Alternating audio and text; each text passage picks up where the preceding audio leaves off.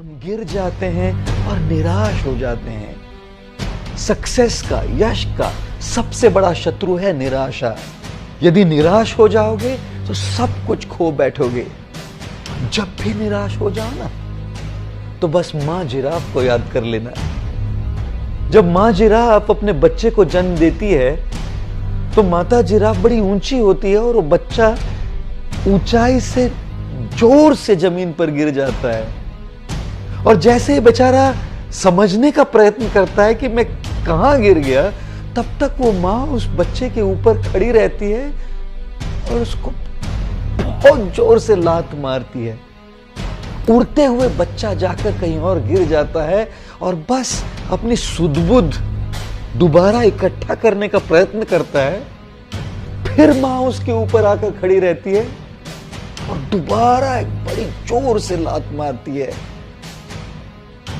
बच्चा समझ जाता है कि यदि मैं कुछ न करूं ना, तो लात खाते रहना पड़ेगा।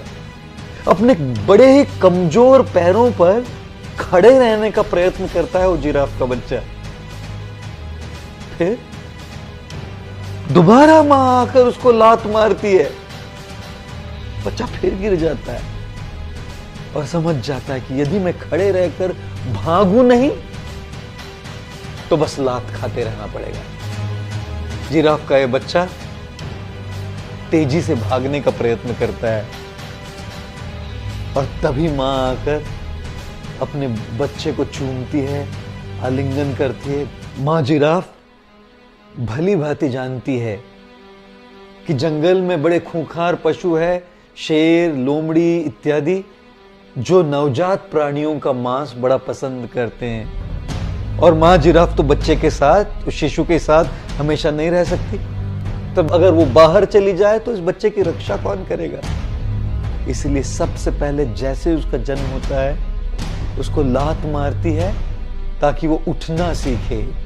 दोबारा लात मारती है ताकि उसे वो उठने की जो क्रिया है वो याद रहे। दोबारा लात मारती है ताकि केवल उठे नहीं, दौड़ना प्रारंभ करे। जीवन में कई बार चुनौतियां आएंगी, चैलेंजेस आएंगे और हम गिरेंगे, हम फेल होंगे, लेकिन मां जिराफ और उसके बच्चे को याद कर लेना चाहिए। जब भी चुनौतियां आए, जब भी चैलेंजेस आए, जितनी बार भी आप गिरो, उठना सीखो। उस बच्चे से उठना सीखो, उठ के खड़े रहना सीखो, खड़े रह के भागना सीखो। अगर उठोगे, खड़े रहोगे, भागना सीखोगे, तब यश, सक्सेस के ऊंचे से ऊंचे शिखर पर पहुंचना सीखोगे।